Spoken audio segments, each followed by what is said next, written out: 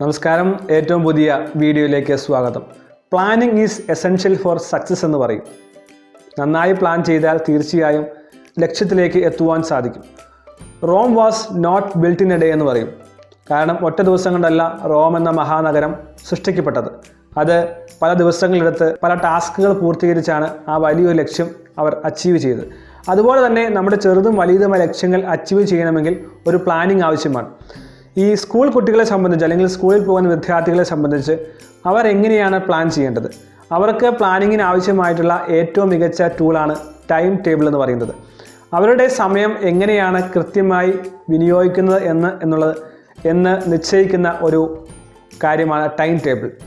ഒരു time table ഉണ്ടെങ്കിൽ തീർച്ചയായും ആ ടൈം ടേബിൾ അനുസരിച്ച് നമുക്ക് പോകുവാനും അതനുസരിച്ച് നമ്മുടെ കാര്യങ്ങൾ ക്രമപ്പെടുത്തുവാനും സാധിക്കും.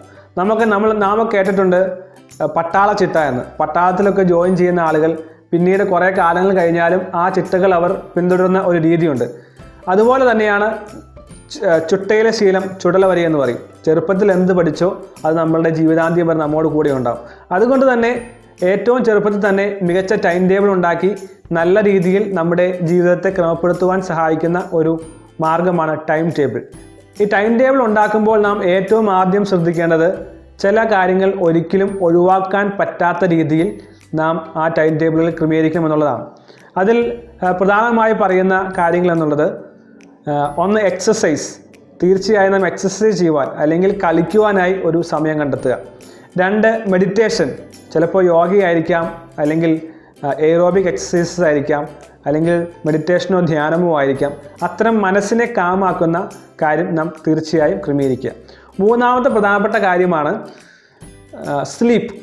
ഒരു ചുരുങ്ങിയത് 8 മണിക്കൂറെങ്കിലും തുടർച്ചയായി ഇൻട്രപ്ഷൻ ഇല്ലാതെ ഉറങ്ങുവാനായി നാം സമയം നമ്മുടെ ടൈം ടേബിൾ കണ്ടെത്തണം.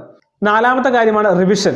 ഓരോ വിഷയങ്ങളും റിവിഷൻ ചെയ്യുവാൻ കൃത്യമായ ഇടവേളകളിൽ തീർച്ചയായും ദിവസവും നാം സമയം കണ്ടെത്തേണ്ട അത്യാവശ്യമാണ്.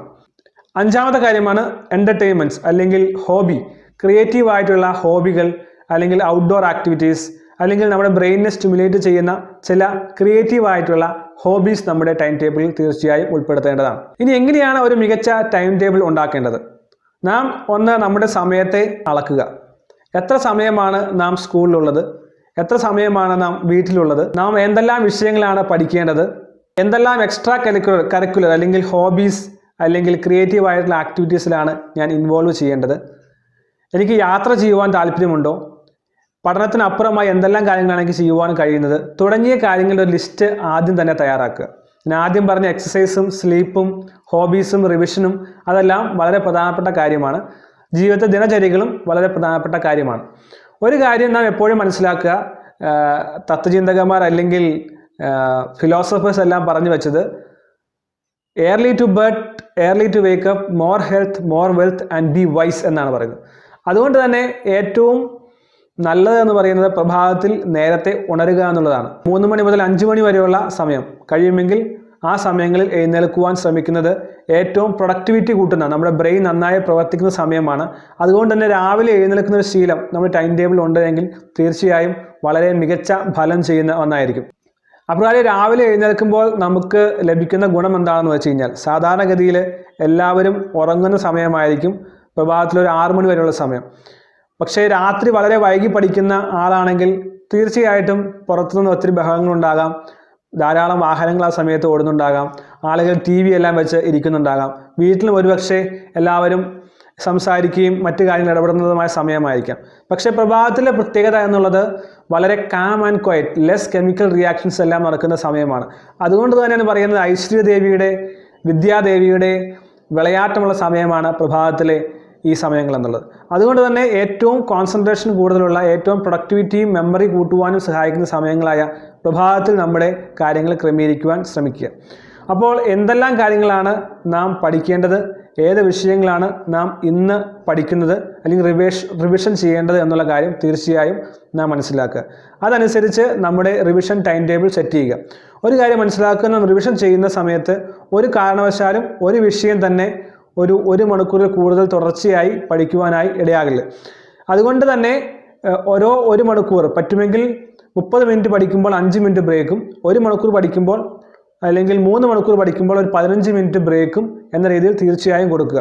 തുടർച്ചയായി പഠിച്ചാൽ നമ്മുടെ ബ്രെയിൻ അത് സ്വീകരിക്കുകയില്ല. അതുകൊണ്ട് കൃത്യമായ ബ്രേക്കുകൾ നമ്മുടെ ടൈം ടേബിൾ ഉണ്ടാകണമെന്നുള്ളതാണ് അറിഞ്ഞിരിക്കേണ്ടത്. ഒരു കാര്യം ശ്രദ്ധിക്കേണ്ടത്, ഏത് കാരണവശാലും നാം ഇന്ന് ചെയ്യേണ്ട കാര്യം ഇന്ന് തന്നെ ചെയ്യുവാനായി സമയം കണ്ടെത്തുക. എന്ന് വെച്ചാൽ ഇന്ന് പഠിപ്പിച്ച കാര്യങ്ങൾ കഴിയുമെങ്കിൽ ഇന്ന് തന്നെ, അല്ലെങ്കിൽ നാളെ പിറ്റേ ദിവസം സ്കൂളിൽ പോകുന്നതിന് മുമ്പേ നാം റിവിഷൻ ചെയ്യാനോ നോട്ട് തയ്യാറാക്കാനോ ഹോംവർക്ക് ചെയ്യാനോ ഉണ്ടെങ്കിൽ അത് ചെയ്യുവാനായി സമയം കണ്ടെത്തുക. മറ്റൊരു കാര്യം, നാം പഠിക്കുന്ന കാര്യങ്ങൾ റിവിഷൻ ചെയ്യുവാനായി എല്ലാ ദിവസവും സമയം കണ്ടെത്തുക. അത് കഴിഞ്ഞ ആഴ്ചകളിൽ പഠിപ്പിച്ച വിഷയമായിരിക്കാം, അല്ലെങ്കിൽ അതിന് മുമ്പത്തെ സമയങ്ങളിൽ പഠിപ്പിച്ച വിഷയമായിരിക്കാം, അല്ലെങ്കിൽ തൊട്ടടുത്ത് എക്സാം നടക്കാൻ പോകുന്ന സബ്ജക്റ്റുകളായിരിക്കും. അപ്പോൾ ആ ഫോർഗെറ്റിംഗ് കർവിനെ മറികടക്കുവാനായി, നമ്മുടെ റീടെൻഷൻ പവറിനെ നിലനിർത്തുവാനായി നാം ഈ റിവിഷൻ തീർച്ചയായും നമ്മുടെ സിലബസിൽ ഉൾപ്പെടുത്തേണ്ടതാണ്. ഒരു കാര്യം മനസ്സിലാക്കുക, നാം ചുമ്മാ വായിക്കുക എന്നുള്ളത് അതുകൊണ്ട് എഫക്റ്റീവ് ആകണമെന്നില്ല. അതുകൊണ്ട് പറയാറുണ്ട്, reading without understanding is like eating without digestion. നാം കുറേ ഭക്ഷണം കഴിക്കുന്നു, പക്ഷേ അത് ദഹിക്കുന്നില്ല എങ്കിൽ, ഡൈജസ്റ്റ് ചെയ്യപ്പെടുന്നില്ല എങ്കിൽ നമ്മുടെ ശരീരത്തിന് യാതൊരു ഗുണവും ചെയ്യുകയില്ല. അതുപോലെ തന്നെയാണ് നാം കുറേ കാര്യങ്ങൾ ചുമ്മാ വായിച്ചുകൊണ്ടിരുന്നു കഴിഞ്ഞാൽ അത് ബ്രെയിനിലേക്ക് പ്രോസസ്സ് ചെയ്ത് ഇൻഫോർമേഷനായി എത്തിയാൽ മാത്രമേ അതുകൊണ്ട് പ്രയോജനമുള്ളൂ. അതുകൊണ്ട് ചുമ്മാ വായിക്കുക എന്നുള്ളതല്ല റിവിഷൻ, അല്ലെങ്കിൽ ചുമ്മാ എന്തെങ്കിലും ചെയ്യുക എന്നുള്ളതല്ല റിവിഷൻ. കൃത്യമായും കോൺസെൻട്രേറ്റ് ചെയ്ത് നാം ഇൻവെസ്റ്റ് ചെയ്യുന്ന ടൈം വളരെ എഫക്റ്റീവാക്കി മാറ്റുവാനായി നാം തീർച്ചയായും ശ്രമിക്കേണ്ടതാണ്. അപ്പോൾ രാവിലെ എഴുന്നേൽക്കുന്നു, നമ്മുടെ ദിനകൃത്യങ്ങൾ ചെയ്യുന്നു, പിന്നീട് സബ്ജക്റ്റുകൾ പഠിക്കുന്നു, നാം ഭക്ഷണം കഴിക്കുവാനായി സമയമുണ്ടാകും, പിന്നെ സ്കൂളിൽ പോകുന്നു, സ്കൂളിൽ പോയി മടങ്ങി വന്നാൽ നോട്ട്സ് തയ്യാറാക്കുവാനായി സമയം കണ്ടെത്തുന്നു, പിന്നീട് നമ്മുടെ അന്നത്തെ ഹോംവർക്ക് കംപ്ലീറ്റ് ചെയ്യാനായി ശ്രമിക്കുന്നു, പിന്നീട് ഈ റിവിഷൻ പോലെയുള്ള അല്ലെങ്കിൽ പിറ്റേ ദിവസത്തേക്കോ അന്നത്തേക്കോ പഠിക്കേണ്ട കാര്യങ്ങൾ നാം ക്രമീകരിക്കുന്നു. അതുകൊണ്ട് തന്നെ പ്രത്യേകിച്ച് സ്കൂൾ വിട്ട് മടങ്ങി വരുമ്പോൾ ഒരുപക്ഷെ ക്ഷീണിതരായിരിക്കാം. അതുകൊണ്ട് തന്നെ കുറച്ചുകൂടി എളുപ്പമുള്ള വിഷയങ്ങൾ ആദ്യം പഠിക്കുവാനായി ശ്രമിക്കുക, നോട്ട്സ് തയ്യാറാക്കുവാൻ ശ്രമിക്കുക, ഹോംവർക്ക് ചെയ്യുവാൻ ശ്രമിക്കുക. അങ്ങനെ ആക്ഷൻ കമ്പോണൻസ് ഉള്ള കാര്യങ്ങൾ അധികം നാം പഠിക്കുവാൻ ശ്രമിക്കുക. വൈകിട്ട് തീർച്ചയായും ഭക്ഷണം കഴിക്കുവാനും ഫാമിലിയുമായും സമയം സ്പെൻഡ് ചെയ്യുവാനും TV കാണുവാനും പിന്നെ സ്പോർട്സ് പോലെയുള്ള ആക്ടിവിറ്റീസിൽ സമയം ചെലവഴിക്കുവാനുമെല്ലാം കൃത്യമായി സമയം ചെലവഴിക്കുക. ഈ മെഡിറ്റേഷന് വേണ്ടി ചുരുങ്ങിയത് ഒരു 15-20 മിനിറ്റ് നാം സ്പെൻഡ് ചെയ്യുക. എക്സസൈസ് ചെയ്യുവാൻ 30 മുതൽ 45 മിനിറ്റ് വരെ സമയം സ്പെൻഡ് ചെയ്യുന്നത് തെറ്റില്ല. പലരും പറയാറുണ്ട്, എനിക്ക് സമയമില്ല, ഞാൻ വളരെ തിരക്കാണ്, ബിസിയാണെന്നല്ല. പക്ഷേ നാം നമ്മുടെ സമയം കൃത്യമായി അത് എങ്ങനെയാണ് സ്പെൻഡ് ചെയ്യേണ്ടത് എന്നുള്ള കാര്യം ചിന്തിച്ചാൽ തീർച്ചയായും എല്ലാ കാര്യത്തിനും നമുക്ക് സമയം കിട്ടും. നമുക്ക് പുതിയ പുസ്തകങ്ങൾ വായിക്കുവാനും, നമുക്ക് ഫ്രണ്ട്സിനെ കാണുവാനും, നമുക്ക് ഫിലിം കാണുവാൻ പോകുവാനും, നമുക്ക് പുറത്ത് കളിക്കാൻ പോകുവാനും, കുടുംബവുമായി സമയം ചെലവഴിക്കുവാനും എല്ലാത്തിനും നമുക്ക് സമയം കണ്ടെത്തുവാനായി സാധിക്കും. കാരണം ഈ ലോകത്തിൽ എല്ലാവർക്കും, എത്ര തിരക്കുള്ള വ്യക്തിക്കും ഒരു തിരക്കുമില്ലാത്ത വ്യക്തിക്കുമെല്ലാം 24 മണിക്കൂറാണ് ഒരു ദിവസം സെറ്റ് ചെയ്യപ്പെട്ടിരിക്കുന്നത്. അതുകൊണ്ട് തന്നെ കൃത്യമായി പ്ലാൻ ചെയ്യുന്നുവെങ്കിൽ തീർച്ചയായും നമുക്ക് എല്ലാ കാര്യങ്ങളും ചെയ്യുവാൻ സാധിക്കും. സമയം കടന്നുപോയാൽ ഒരിക്കലും നമുക്ക് തിരിച്ചു കിട്ടുകയില്ല. നാം എത്ര വർഷം കളഞ്ഞുവോ അല്ലെങ്കിൽ എത്ര സമയം കളഞ്ഞുവോ, എത്ര ശ്രമിച്ചാലും അത് തിരിച്ചു കിട്ടുവാൻ സാധിക്കില്ല. കുറേ നാളുകൾ കഴിഞ്ഞ് ആ സമയം എനിക്ക് നഷ്ടപ്പെട്ടു പോയല്ലോ, അല്ലെങ്കിൽ ആ സമയത്ത് എനിക്ക് നല്ല കാര്യങ്ങൾ ചെയ്തിരുന്നുവെങ്കിൽ, ടൈം ടേബിൾ സെറ്റ് ചെയ്ത് ഞാൻ ഗോൾസ് അച്ചീവ് ചെയ്യുവാനായി ശ്രമിച്ചിരുന്നുവെങ്കിൽ നന്നായിരുന്നേനെ എന്നൊക്കെ ചിന്തിക്കുന്ന പല ആളുകളുണ്ട്. പക്ഷേ അതുകൊണ്ട് എന്താണ് കാര്യം? അതുകൊണ്ട് തന്നെ ചെറുപ്പത്തിൽ തന്നെ നല്ല ടൈം ടേബിൾ ഉണ്ടാക്കി കൃത്യമായി നാം നമ്മുടെ കാര്യങ്ങൾ ചെയ്യുന്നുവെങ്കിൽ തീർച്ചയായും വിജയത്തിലേക്ക് മുന്നേറുവാൻ നമുക്ക് സാധിക്കും.